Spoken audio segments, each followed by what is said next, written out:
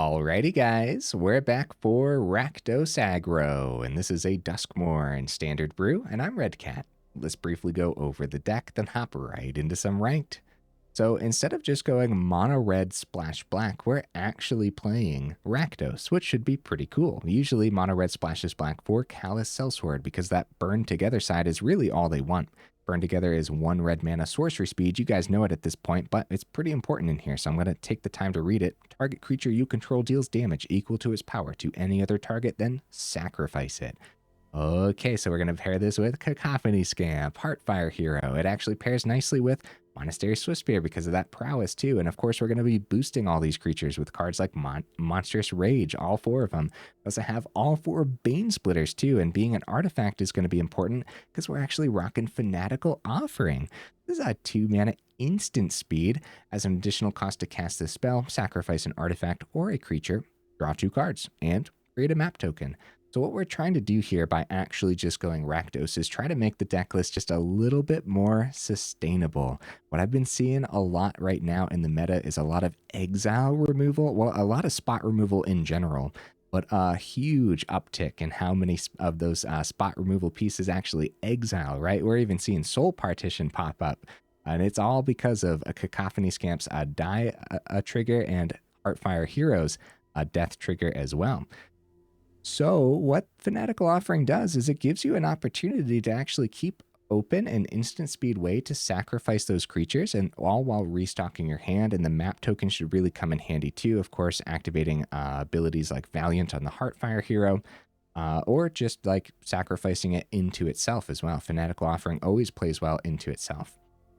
All right, enough about Fanatical Offering. Why else are we playing Rakdos? Well, we have Undead Sprinter in here, which I actually think is going to be pretty darn good. 2 mana, 2/2 trample haste. Okay.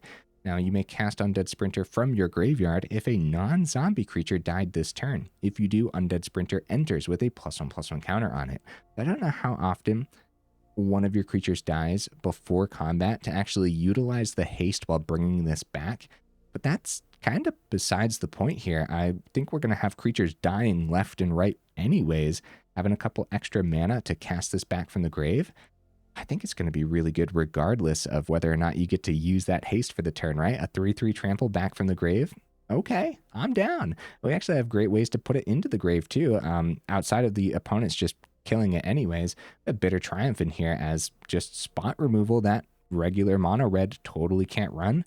Now, outside of discarding, also a deck list like this, since it's going so fast, it doesn't really care about paying the 3 life unless you're in a mirror match scenario.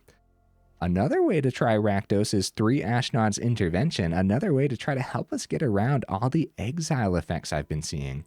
A 1 mana instant speed. Until end of turn, target creature gets +2/+0 and gains. When this creature dies or is put into exile from the battlefield, return it to its owner's hand.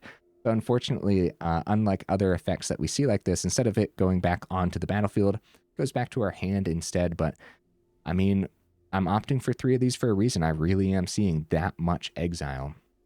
Also, the +2/+0 obviously really comes in handy in a build like this.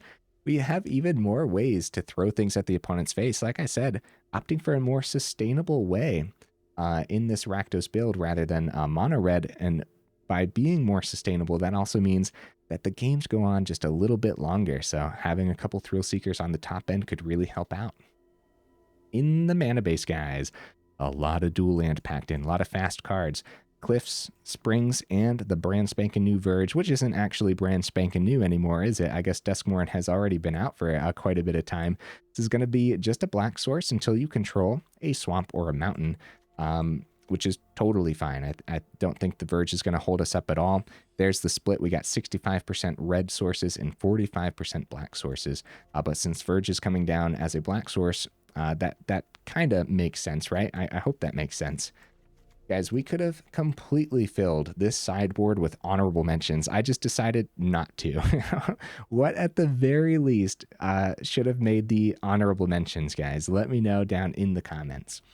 Okay, I do my damnedest to save the more in-depth discussion for the end of the video, so I look forward to that. In the meantime, let's go ahead, take this into some ranked, and see how we do.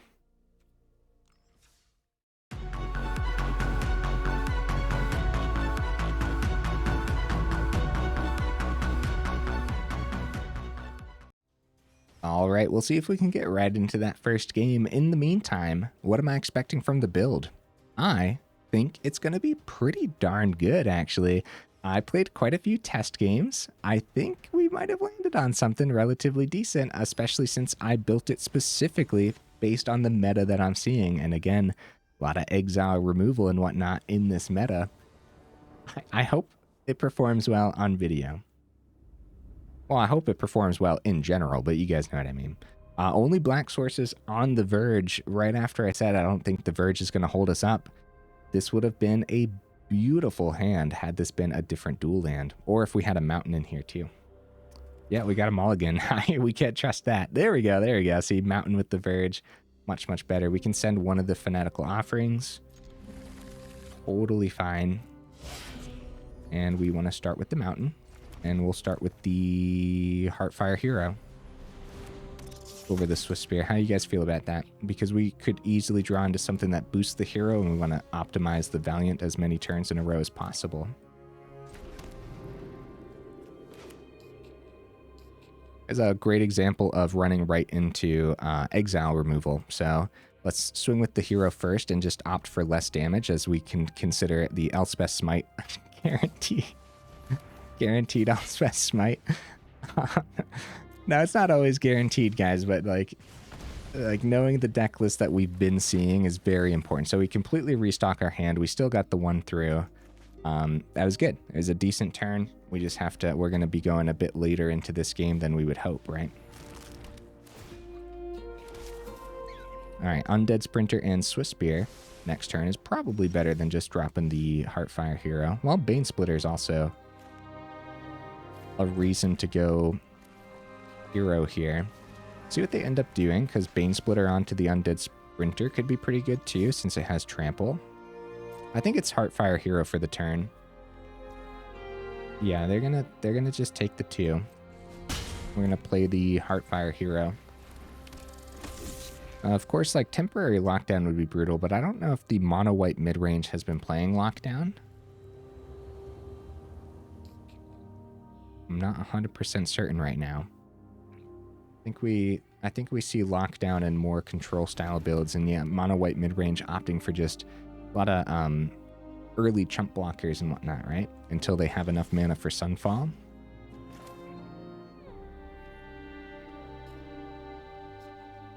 Let's go with, we'll play the Springs. We do have to play around Sunfall somehow. Let's start with the map token. Okay, Verge. This is likely a chump here. Another Undead Sprinter. And look, next turn isn't Sunfall. That's important. But I think we're going to save the Undead Sprinter anyways, just in case. Get the Swiftspear down. See where they block. And then we'll go Banesplitter onto wherever they don't block. And it's probably Heartfire Hero in case they... Oh, that was actually a really good block for the opponent, right? So what has the highest target here?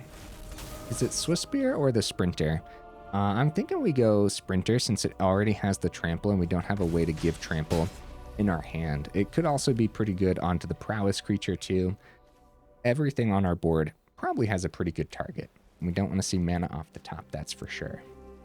Mana off the top would be really bad. Something like Fanatical Offering would be really good. Okay, more chump blockers. Not just Fanatical Offering, right? Something else to give trample to the creature that they block with this rabbit. They might just pop the carrot cake on our turn while keeping open spot removal. So I think there's a lot of important things that we should draw into here. If it's mana, whew, I'll consider it a flood, right? Sprinter coming down. Yeah, pretty much anything that boosts one of these creatures should be decent, but we have to be prepared for the turn 5 Sunfall. Sunfall usually comes right on time. They also have level 2 on the Caretaker's talent, right? They didn't activate that yet. They're not going to. They're going to keep these 2 open, and Banesplitter is excellent. Play the 5th mana. We could easily need that. The opponent at 11, do we play around the Sunfall, keeping the Undead Sprinter in hand? No, I think that the only realistic way to play around a Sunfall is if we actually had cards in hand to help us play around the Sunfall. So what we just end up doing here is running right into whatever they have planned for us and going off of that, right? We'll see, we'll see. It's a lot of damage, dude. It is. See where they end up blocking. So, of course, they have two open, guys. Heartfire Hero Exile. Going to be Elspeth's Might onto Swiftspear. Since we only have the Banesplitter, the 3 damage is going to hit that Swiftspear regardless. That does mean they have the chump on the hero. And we'll probably still go for excess damage on the other Sprinter then. Wow. Risking no block. They don't know if we have a Monstrous Rage in hand, which would have been death, right? The opponent's down to 1. Risking no blocks there. Oh, guys, risking no blocks. First of all, that Banesplitter should have went onto the Heartfire Hero, because if this isn't Exile, if this isn't... Well, they're still at 1. Okay, we're fine, we're fine. The concept here is putting Banesplitter on the trampling creature, right? But putting it on the hero would have been a little bit safer. Wow, this actually works out nicely, I would say. Because they're like stuck between a rock and a hard place now that they missed Sunfall. But the lifelink is pretty good for them too. They definitely want a way to get rid of this other... Oh. They're up to 3. Probably attach this Banesplitter to the hero to get the Valiant rolling. The problem is they're going to be able to chump that hero with their Carrot Cake, and we know that the chump is happening. But maybe just putting the Banesplitter onto the Sprinter is a little better, since the trample will get through. They chump the Heartfire Hero. Still got 2 cards in hand, too.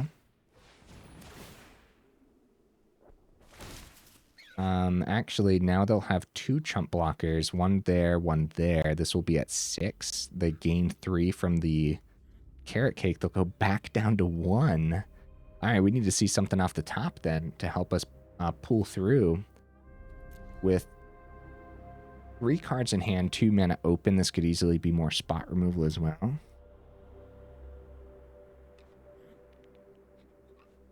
This might actually be looking pretty good for the opponent.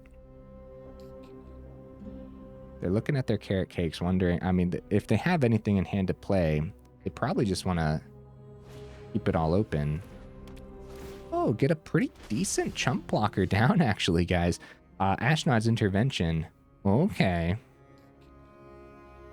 So, Heartfire Hero struggling to push anything through here, even though it would be really good to start activating these Valiant abilities.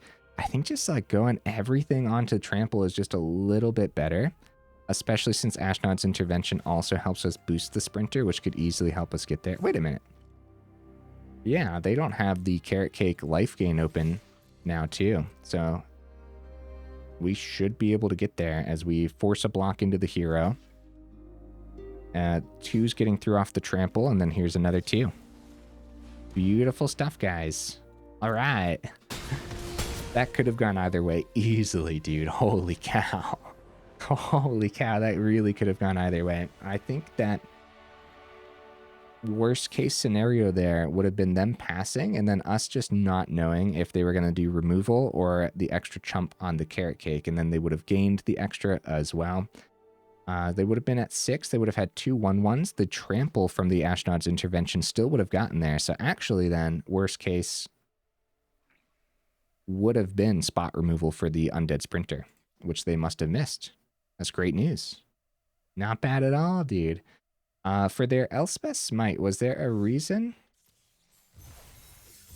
That might be one to go back and watch, actually. I wonder if there was a better opportunity there for their Elspeth's Smite outside of the Swiftspear. Although I completely understand fearing the Swiftspear's prowess when you're up against a deck list like this. What's nice about this too is since we're playing that Rakdos and we're playing a lot of the generic mono red, is most people will probably play against the deck list like you're that generic mono red, and then hopefully we just sustain ourselves. Okay, Verge. I'm really hoping this Verge isn't going to end up holding us up. We go first. It's a pretty slow hand for what this deck list is capable of, but I think we keep it just to see what happens. Because technically we have what we need in hand. We'll get the Verge down and hope that we just see one of our basics. Rebel Belt Maverick. Okay. Okay, crap. Gruul Delirium should be pretty scary, especially since we have a wickedly slow hand. It got a little bit slower with the Callous Sell-Sword drop.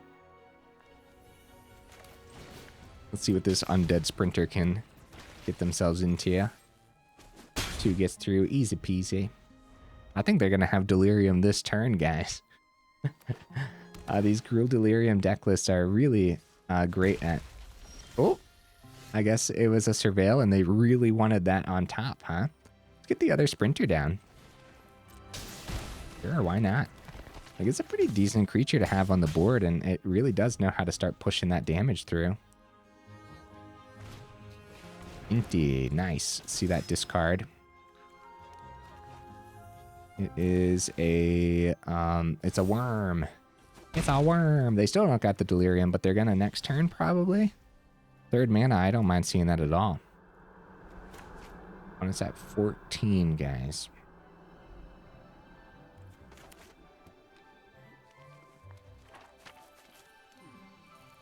Bitter Triumph on an Inty wouldn't be terrible, so that way maybe we prevent the Delirium for the turn. But we could see where they end up blocking first and go from there. I guess that would be a little better. All right. Well, we could go... Opponent, come back! No, I want to play it out. All right. Let's see. Let's do some math in here. This was going to be a math is for blockers turn, potentially. And, well, they didn't block, so I guess we were going to be forced to do some math here. So here's a couple things, right? The Verge was still only a black source. That was going to be for the intervention. We don't know what this green card is. It could easily be that card that mills and gains a couple life, so we could consider them at 16 life if we wanted to play around them potentially having that card, right? If we go Monstrous Rage onto an Undead Sprinter, it'll get that, it'll be at a 5/2 until the end, right? That'll be 7 going through. We have the intervention for another +2/+0, which we'd have to use the Verge to do, so that way we could keep the red source open for the Callous Sell-Sword. I guess we had lethal damage, right? So, yeah. Because we were about to, that would have been 16 damage if this, even if this was a way to gain the 2 life and mill a couple cards. A little disappointed by the concede though, guys. I really wanted to play that out, huh? Undead Sprinter's Trample is actually really sick. We don't even need the Monstrous Rage. Well, of course, we need the Monstrous Rage for our other creatures, don't get me wrong. I'm just saying, like, having that trample and still being able to push through with the Ashnod's intervention and stuff, actually is really sick.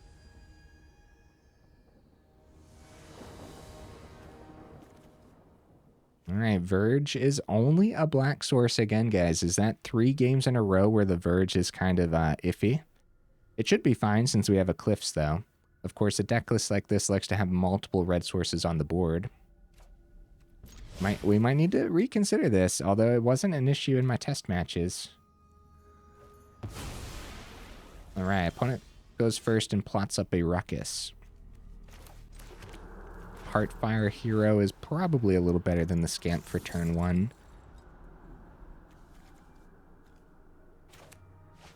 Yeah, another red source would be terrific off the top, for sure.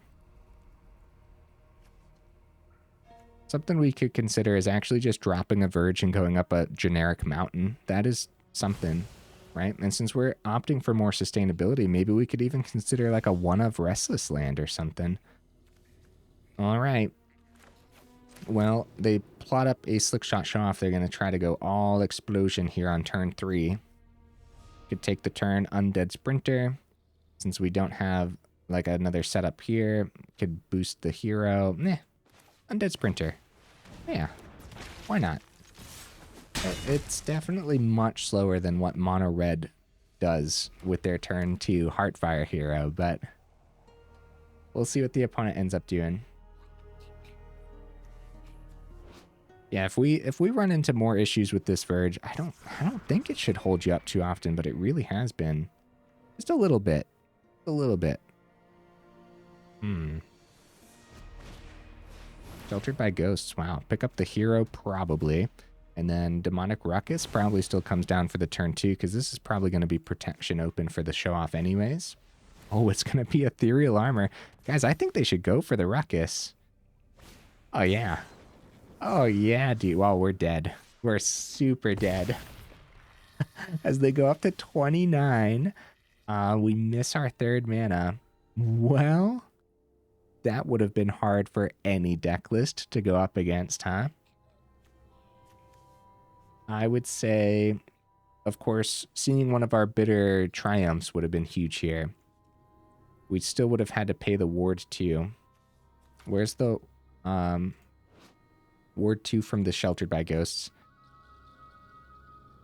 Well, I am thinking opponent, because technically the swing then Fanatical Offering would be the best, because we have a chance of seeing red source, then play Scamp. Either way, we're going to die next turn, guys. I'm almost positive their last couple cards in hand can get them that 8 through. I want to think about it, though. So we start with the swing. It pretty much, no matter how we drew here, this would have gone pretty poorly, especially with the lifelink on the Sheltered by Ghosts. It's a black source. Oh no, guys. Oh no. And there's only 2 swamps in here. That's another thing we could consider. If we are really struggling with the black sources from the Verge, I guess we could consider dropping a swamp and going up a mountain as well. We may have to reevaluate the mana base a little bit, but either way, me complaining about the mana base doesn't change the fact that that was probably going to be the opponent's regardless of what we ended up seeing there. Those Boros Aura lists, I definitely spoke too soon. A couple weeks ago, I said it, and then about a week ago, I said it too. I said that the Boros Auras, I feel like I have a pretty close to 50% win rate against, and I feel like it's a little bit more fair than what Mono Red is. I'm not so sure anymore, man. I've been getting obliterated by them, and that was a great match to showcase just how obliterated we end up getting. Guys, these Verges... these Verges have been an absolute menace. What on earth? Like, you look at this hand and you're like, wow, we should keep this. But no, actually, only 1 red source, and it's going to be doing pain damage to us, and all the cards in hand need that red source, so this would be 4 turns if we see no other mana. 4 turns to play everything here. Mulligan. There we go. Oh my goodness. We got to keep an eye on those Verges, huh? Thrillseeker's too far away, and we don't know. Like, that's much better to draw into in that mid game when we need that excess being pushed through.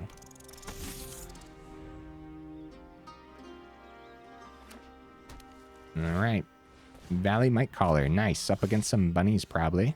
Fanatical Offering number 3. Well, at least they play well into one another. Let's see if they accept this trade. I highly doubt it. All right, call me crazy. I'm going to keep that Fanatical Offering open for their turn in case they find some spot removal where they want to hit this hero, but it's probably... Oh, Value Bunny. Okay. Okay. Swing for 2 here. Let's go ahead, do the Fanatical Offering now. Taking extra 1. Opponent's taking 1. See what we see here. Oh. Gonna see some mana. Oh. Uh-oh. We have Fanatical Offering again if we want to try to find 1 mana to play our 1 Heartfire Hero. Taking another one. Ace Archer only boosts Bunny Rabbits. It won't boost the Might Caller. That doesn't mean that what's in hand won't boost that Might Caller pretty well. We still have Heartfire Hero. We could flash in the Banesplitter, which might actually be a little better, I guess. We could also double down on the Heartfire Hero. We could try to find a mana off the map token. Actually, that actually seems pretty good, doesn't it? Yeah, let's see. Banesplitter number 3. I'm actually going to send it, guys. The other 2 Banesplitters will be fine and dandy, especially since if we draw into our 3rd Banesplitter, it's not like we can play all 3 in 1 turn anyways without seeing more mana. Yeah, Might Caller getting triple boosted. We do have a block against the Phineas, but that also boosts their other Bunny Rabbits that they just played too. We're taking 5 down to 12. I'd like to say it's anyone's game, but hey, Verge, look at that, being an actual dual land here too.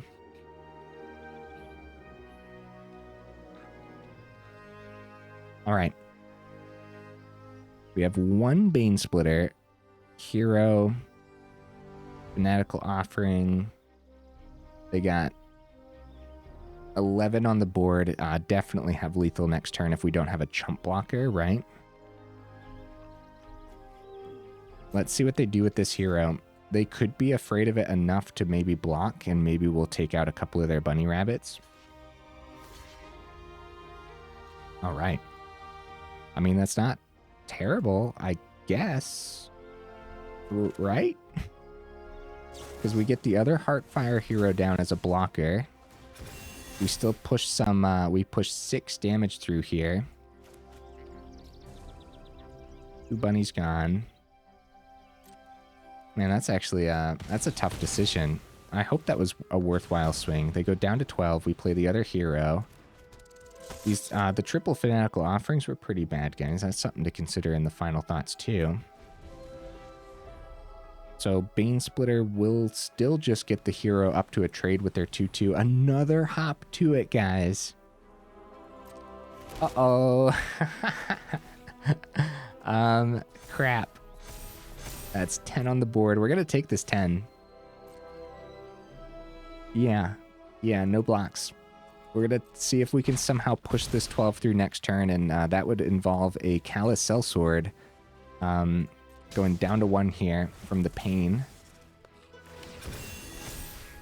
That's a 4/2. Monastery Swiftspear is not going to do it, guys. We could go Fanatical Offering. Pop the Banesplitter. See what we see. Alright, Monstrous Rage. Crap, guys. Well, we didn't know what we were going to see on top, first of all. So we didn't know if we actually wanted to play the Swiftspear or if we would have found a way to throw the excess damage through. Which we did not find a way to throw the excess damage through. Since we're 1 mana short from... Well, also 1... Man, there's... It's a lot to think about here, guys. Yeah. Yeah, if we would have had a black source on the board, then we could have considered Fanatical Offering to pop the hero for even more card draw. But even then, we would have needed more mana on the board for the Monstrous Rage boost as well. Without having that Callous Sell-Sword in hand, the best play is actually just to go the Swiftspear and then full swing, and then we boost the hero. Outside of that, the actual, if we saw the Sell-Sword, would have been, of course, boost the hero and then throw the hero. So we still get 7 through and an excess 2 as well. But being at 1, good game opponent. Bunny Rabbit still looking absolutely excellent. And also, one of my favorites to play recently. The most recent bunny video was actually the Sheltered Bunnies, where we had Sheltered by Ghost in it. It's pretty decent, man. Sheltered by Ghosts.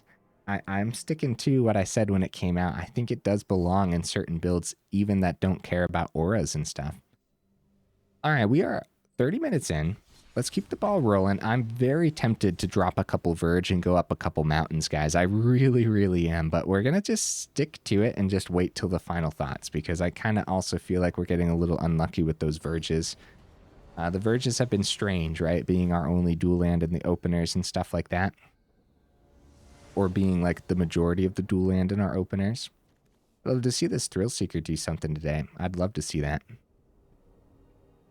So far, opting for sustainability, I feel like it just hasn't been worth it for this build, right? I think just going just pure mono red, what everyone else has been doing, like that's a much more boring route, but it does feel like it might still be the better option, which makes sense, right? Like people consider that deck list pretty solved. I've never been a fan of that whole like it's been solved concept, right? That kind of takes away from the fun of deck building. There's our Callous Sell-Sword. I kind of kept this hand not thinking too much about it, and I hope we kept something decent here. Let's see that swing from the hero. Banesplitter over the Monstrous Rage. All right, Ashnod's Intervention is just something we got to keep to protect it from spot removal. It bounces it back to hand, but... the infamous Cruel Claw.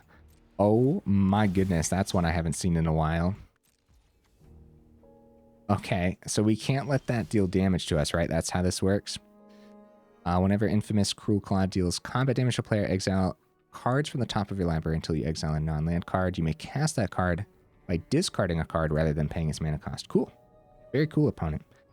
We have Ashnod's Intervention open and the Monstrous Rage open. Let's see if they go for the block here. All right, we just maximize damage, I suppose, right? It's 8 damage, and then Ashnod's Intervention. We could see right here where mono red comes in handy more than Rakdos, where just having another red source on the board, we would have won that turn. Throwing the Heartfire Hero with the Callous Sell-Sword would have been 16 total extra damage. We'll see if it actually ends up mattering here. Cruel Claw getting through. We could have also went Bitter Triumph for the turn to get rid of the Cruel Claw. Let's see what they cast for free. Aquazotes is probably a pretty good one, bro. Holy cow. I guess it could have been a Velgavoth. Flesh Gorger, bro. Okay. Oh, it doesn't matter, luckily. Okay, it doesn't matter. Because they're not, like, we have Heartfire Hero around still, so we can just go Hero and then throw with the Sell-Sword, so we don't have to worry about the chump blockers. But dude, that could have been really bad. I think the best case scenario for the opponent would have been keeping Aquazotes and then using spot removal on our hero. And at that point too, exile spot removal would have been key, but we did have the Ashnod's Intervention in hand here too. The Callous Sell-Sword, Heartfire Hero, there's a reason people are getting really annoyed by it, because it can just be just an insane amount of damage out of nowhere.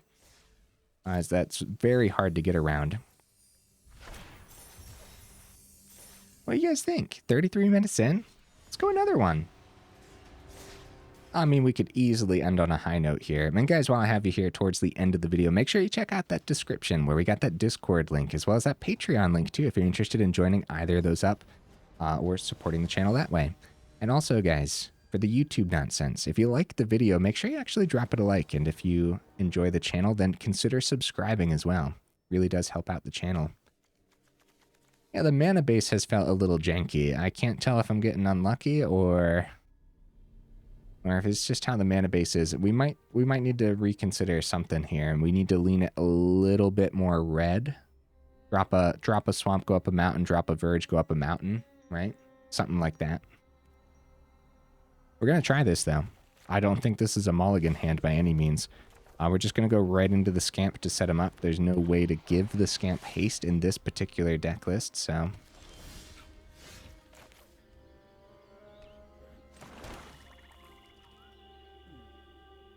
Alright, we swing.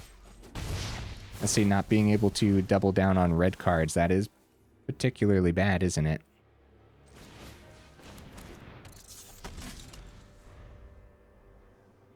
We could also drop the swamps completely. We could keep the verges in, drop the swamps, go up mountains, right? Because then you still have more dual land. I don't know if completely is what we want, though. Hey, there we go, guys. Okay. Starting to get a little nervous here with the mana base, if you guys can't tell. A triple Scamp is brutal, and I think that's what we end up doing for the turn. Especially since so far the opponent hasn't shown anything that could exile these guys.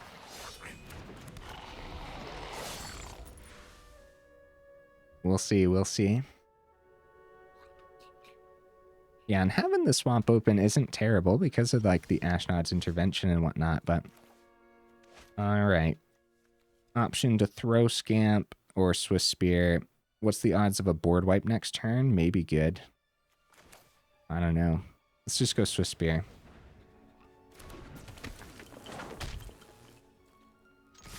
Swamp's holding us up a bit here in this game as well. Let's see what happens to the Cacophony Scamp if we boost it with this Monstrous Rage.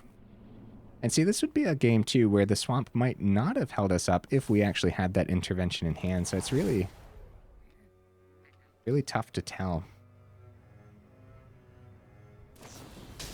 Gonna be... Oh, wow, they return it to... Okay. A good tempo play from the opponent means they're well in this. And a turn 4 board wipe could be very possible from Teamer colors. They find a Fabled Passage. I think we should be scared. Yeah, for sure. Or maybe the deck list will showcase a little bit of its sustainability. Turn 4 board wipe, guys. Teamer colors rocking the ill-timed explosion. We're in danger, bro, for real. Pinging 2 through with the Cacophony Scamps. That's good at least. Callous Sell-Sword. If we just dump creatures on the board, there's a chance that they just do the exact same thing next turn. It's also noteworthy they bounced the Roaring Furnace with their This Town Ain't Big Enough card as well. I think we're in danger either way. I think after that last turn, heavily leaning towards the opponent. We just got to get this Sell-Sword down and hope, right? I think so. See what they end up removing with the Roaring Furnace too. It is very likely Scamp, so Sell-Sword might actually just stick around. Cornucopia is excellent. They're going to be gaining some 2 life here, right? No, 1 life? I guess these, I guess the rooms don't count as dual color. That's interesting. Uh-oh, it's mana. Uh-oh. Crap.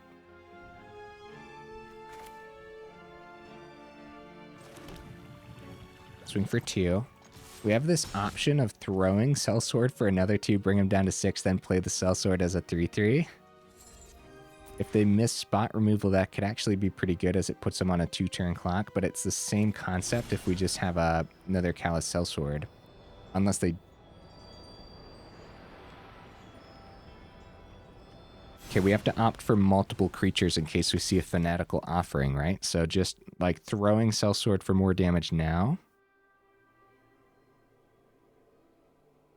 Yeah, that might limit our draws, or what we could see to help us out here. Also, the 2-turn clock doesn't really work when Cornucopia is going to be gaining them life every turn. They gain 1 life this turn. Town ain't big enough. It's another tempo play. They want to bounce the Furnace back so they could have another play to pop the first Sell-Sword. It's actually really cool. This Town Ain't Big Enough is a really cool addition in here, opponent. It's mana, guys. Oh no. Oh no. Oh no. Oh, we're 39 minutes in. Should we go into another one?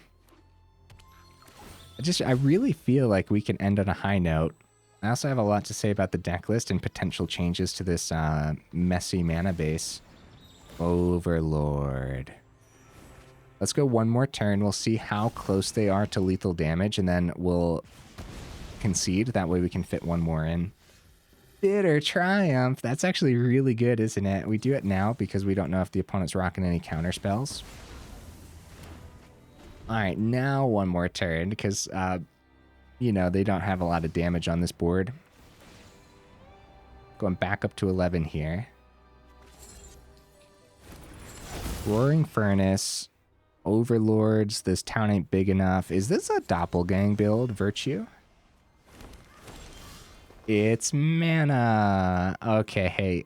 Good game, opponent. Let's actually drop the concede instead of taking an extra 3 to 4 turns here, because we don't know how much damage they're actually going to push through in the next 2 turns.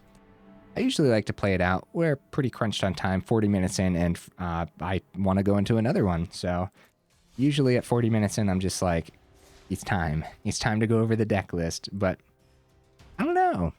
I had a lot of confidence with this deck list going into this video, right? And with the test games being pretty terrific overall, I just feel like we can showcase a little bit more of that sustainability that I'm trying to go for here. Excellent hand, guys. Keep this. Excellent mana in hand. Everything about this is terrific. Let's do this. Ah, opponent. You monster, get out of my hand. It's Monstrous Rage, right? I think it's Monstrous Rage over the Offering. Although I hope the opponent appreciates this version of Rakdos. I hope they're looking at this like, wow, Undead Sprinter, that's neat. Monstrous Rage, GG. GG, Monstrous Rage, you did good. You played a good game. Duress has been everywhere, dude. And it's been hitting its mark too, so...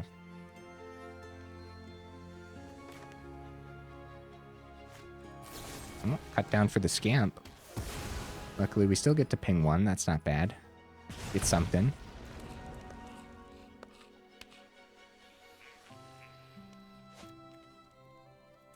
I mean, it can't be as simple as 2 cards picking apart this beautiful hand, right?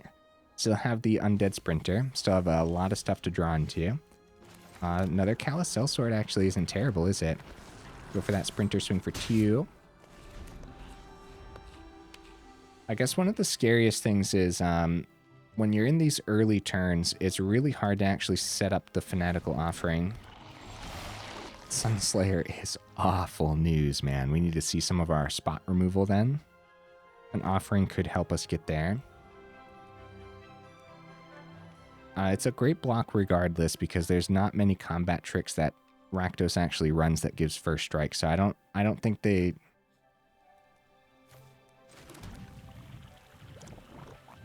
We could take out the Glissa with a Banesplitter and then a Callous Sell-Sword, but that would be the whole turn, you know? See what they end up doing with the swing and then just go Fanatical Offering anyways. That might be okay, I guess. They block because they call our bluff immediately. But yeah, Fanatical Offering. It's fine. We tried, right? We tried. And then more land actually isn't terrible, is it? So, Scamp for the turn. And Scamp is an excellent way to get rid of the Sunslayer, so this is definitely a huge target on Scamp's back for the turn.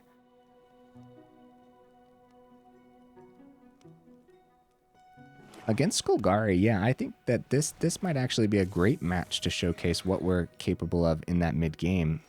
So we'll see what we end up pulling off here. Verge is just going to be a black source with all this dual land.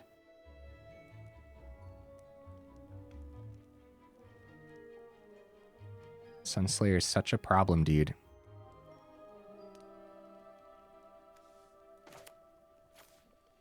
If we go Banesplitter onto Scamp, Sell-Sword, pop the Sunslayer, Scamp's ability, pop the Bronco, then play Sell-Sword for the turn. Could also do it after a swing, but I don't know if that's what we want to do necessarily. Okay, so luckily no spot removal in the opponent's hand. See, there's a lot to consider there, man. So we'll try to take out the Sunslayer.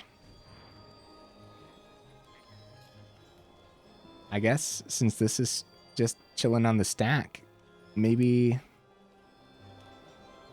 So what ends up happening here is if they go for spot removal if it's not an exile. We still take out Sunslayer anyways, but they'd still want to do it, I would say, because it fizzles out our Sell-Sword.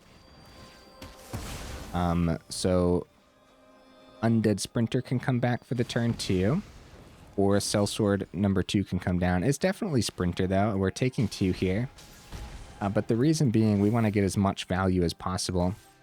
Oh, it's a 3/3 as well. That's beautiful. When you cast it from the grave, that's beautiful, man. Yeah, Scamp was really good because that deals with Sunslayer so well. Banesplitter can potentially be put onto the Sprinter. Red Knight, 1 card remaining. Saddle up. That's dangerous, man, because they get they see a Fountain Port anyways. That's good. Play Fountain Port. Dread Knight draw down to 13. Still have something, guys. Duress misses. All right, that's good. Bitter Triumph. That's good, huh? Yeah. All right, let's go Verge. No, we can actually start with Map Token. Put all our eggs on one basket since the Sprinter can actually swing. See what's on top. Thrillseeker. Yeah, dude. Okay, I'm keeping it. I am. All right. So we have some options here, but I think the best of all the options is to attach Banesplitter for the swing. Wow, we're close to lethal damage, guys. That's kind of crazy. But we're actually just not going to do anything. The opponent doesn't have life gain on their board. Wait, Bronco is... Each opponent loses that much life. I hope we don't die to some crazy top end that they see. Yeah, getting them down to 7 while the Sprinter's a 6/4 and having the Sell-Sword open feels pretty good. Very, very close to lethal damage. Thrillseeker off the top, though. I mean, if they miss removal, then Thrillseeker wins us the game. Actually, guys, I should have thrown the Sprinter anyways, because if they find removal, we're not going to have that 6 going through. We could have just sacrificed Thrillseeker to itself. So that is very noteworthy, man. So with that, we're going to start with the swing and go from there. See what they got. 4 mana open, guys.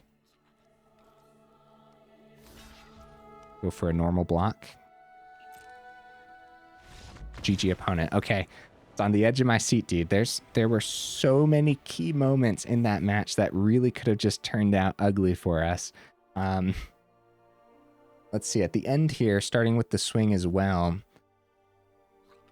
See, Trample was going to get through. We still got to keep the Sprinter on the board as well. So depending on what this was, if we were up against a different mana base, first of all, too, I don't know if I would have even risked the swing. If they had white over there, the Elspeth Smite has just been everywhere. So sound like a broken record at this point, but Elspeth Smite, man, it's been a nightmare for me for the deck list that I like running, you know?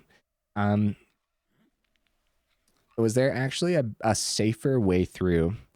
I guess Thrillseeker onto the Sprinter. See, on the stack of the target, they could spot remove.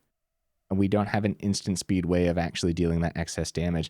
I'm still thinking in the turn prior, the safest bet was to actually throw the Sprinter, get him down to 1, and then hope the Thrillseeker pokes the rest through. What do you guys think?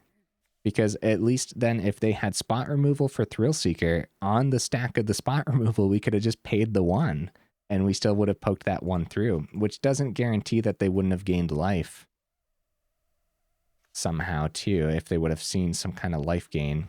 A lot to think about there, but that was good. Excellent last game. Let's go over this deck list real quick. All right. Getting some XP, finishing up the Duskmourn. Whatever that's called. Duskmourn Battle Pass.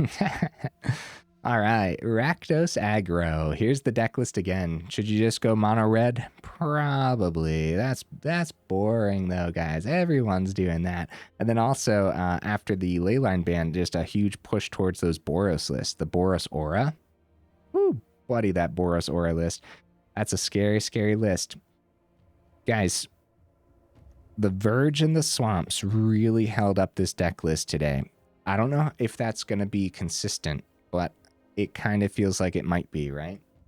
Here's the problem. If you go down too many black sources, there are going to be a lot of moments where then all of a sudden you're sad that you only saw your mountains or one black source and you need that to play your sprinter, but now you can't keep the Ashnod's intervention open. So the mana base is a big reason to, if you're trying to be competitive about it, to just play the mono red version anyways. Outside of that, I don't know, this was pretty fun. I guess put it on the do not craft list just in case, especially since Sprinter hasn't seen any play anywhere, right? I don't think I've seen a single opponent playing this. You guys let me know in the comments if you played with Undead Sprinter. I enjoy it. I enjoyed it today. This was fun. This is a good card, I think, but I don't know. Is it good enough for the current standard? I don't know. I'm actually, I guess I'm split on that. See, when I say a card's good, that just means that it's much better than what other people say about it. But that when I say a card's good, that doesn't necessarily mean it's going to be competitive. I don't know. I'm split on this Undead Sprinter. But for what the deck list is doing right now, I think this is perfect. But I would say don't craft it because it is a rare. And you could probably just go up some slick shot show-offs and be pretty happy about that. And you might already have the show-offs, for example. Or maybe you have 2 sprinters and you have 2 show-offs. Well, there you go, right? Or outside of the show-off, too, you could go the Emberheart Challenger. That's a really good 2-drop. There's a lot of 2-drops that if you just have in your collection, you just play those instead of crafting any of the extra sprinters. I do think the sprinter plays really well with Bitter Triumph too. It's an excellent discard. Your creatures are going to be dying left and right anyways. You might as well get a little bit of extra value off of these sprinters, and coming back as a 3/3 trample is actually huge, isn't it? The mana base. I can't decide if it was unlucky or not. I'm kind of split on it. What if we go down a swamp and up a Fabled Passage? Man, that's even more though, isn't it? What? Why did I spell Fable like that? That's a slow land until you get to your 4th, which I guess isn't unheard of for this deck list. But now what it lets you do is it's a swamp, right? You treat it like an extra swamp that can also grab the extra mountain that you're probably going to be grabbing anyways. Like that's what you want to grab. But then it also, once you get the mountain on the board, the Verge will also be the dual land that you need it to be. At that point too, I could even see another Fabled Passage. No. Fabled Passage. If you already have the swamp in hand, I'm confusing myself a little bit. Hold on, getting my bearings here. Right. If you have Swamp Fabled Passage is going to be red source anyways. You grab your mountain and be very happy about it. If you don't have the swamp on the board, there's going to be very rare occasions where you actually want to grab the swamp with the Fabled Passage, but it's also not going to be unheard of when you need to keep the Ashnod's Intervention open sometimes. Guys, this Ashnod's Intervention, there were a lot of those games where I was like, if we had that intervention in hand, we'd be a little bit safer right now. So I don't think that means we want 4 of them. I think what that does mean is it was the right pick for what this particular Rakdos build is doing. I like it. Just getting around the exile. I think that's super important. And even if you are just bouncing a Heartfire Hero back to hand, at least you get another chance at it. Or what's actually really cool about that too, of course, if it's not exile and they just go regular kill spell onto hero, intervention also boosts the hero and the Valiant, right? Similar with Scamp, except it doesn't get the extra counter from the Valiant, of course, right? But since it boosts them, you're also getting extra through and getting it back to your hand. So there's a lot of instances today where intervention would have just been absolutely beautiful, huh? I like the triple Bitter Triumph. I think that the Fanatical Offerings might have been a little excessive, and we could potentially drop this down to 3. At 20 land, guys, first of all, I don't think the deck list wants less than 20. There's going to be a lot of moments where you want to hit your 4th mana in that mid game. And you're not going to do that with like 18 land or 19 land even in the mid game. You might be really struggling and you really want to see that 4th later on. And there's a lot of stuff in here that you want to do all on one turn to be particularly explosive, or like I've been saying this whole video, the deck list is trying to be sustainable as well. So there's a lot of things where you want to keep mana open and all this other stuff. 20 land makes sense. honestly, 21 land would even make sense, but I don't know if that is necessary because, first of all, average cost is 1.5, and this is a lot of 1-drops. If you go up to 21 land, there's probably going to be more floods than you would appreciate. But flooding in this one, yeah. You wouldn't appreciate the floods. Tempted to drop a Fanatical Offering for maybe just some burn? Or maybe another way to boost our creatures. Maybe another way to see stuff off the top while boosting Blazing Crescendo, huh? Right? That could be decent. Dropping an offering for a Blazing Crescendo is something I would consider too. Overall, I don't really know how the deck list performed today. It was pretty back and forth, right? Or am I being too hard on the deck list? Did we actually win the majority of those? I'm not 100% certain right now. I haven't had my deck tracker going, and I should get that going maybe sometime after the Foundations update, but I don't know. I think the only thing the thing I complained about most was the mana base, and I think dropping a swap for a Fabled Passage could be fine. Could be. Keep your eye on this, though. Keep an eye on the Verge and the Swamp. And also, by going up a Fabled Passage, that's another rare land to go up to. So, outside of, like, putting it on the Do Not Craft list, if you're going to be going for something like this and you're crafting, like, a little bit less, then keep an eye on what mana base you have for the deck list, too. And you'll probably be fine as long as there's not too many tapped lands. All right. Oh, also, guys, the Pain land hurt, but the deck list is still trying to be fast, even though we're trying to sustain ourselves in that mid-game too. I don't think the Pain land is going to hurt, but a Pain land that would hurt this deck list in particular, and so, what is it? Thran Portal. We see Thran Portal pop up every now and then in these just like super ultra fast aggressive deck lists that want to win like by turn 4 no matter what, and oftentimes it gets to turn 3 and the opponent gets to their turn 3 and they're like, well, I guess there's no way for me to survive, right? We see Thran Portal pop up. This is not, I don't think this is the deck list for Thran Portal, guys. It's a little slower. So yeah, just something to bring up. We do see Thran Portal every now and then. I think it would absolutely wreck this type of deck list. So anything else, guys? No, I don't think so. Yeah, if you made it this far into the video for real, y'all are champions. Definitely let me know in the comments. What would you add or take out? What does your Rakdos aggro look like? Is it just generic mono red? I don't blame you. I don't blame you for that one bit. It's like I said, we're just trying to do a little bit something a little bit different. And when you're looking at the Callous Sell-Sword and you're rearranging too, that's another thing. Even though the curve says average 1.5, we're looking at that Callous Sell-Sword for the 1 mana burn together side. So it's actually even cheaper than what I was talking. Yeah, hopefully that's enough. Hopefully that's good. Something else too, if you don't like all 4 Fanatical Offerings, go up that Blazing Crescendo. I think that could help out the deck list a lot. Actually, I just talked myself into a last minute change here, Blazing Crescendo. There we go. And it's you're going down a common for another common too, which if I am changing anything, that's what I like to do. Like, I don't like dropping a basic for a rare, right? But it is what it is. When we complained about the mana base that much, something needed to change, I guess. There we go, guys. Okay. Now enough rambling. I will see you in the next video.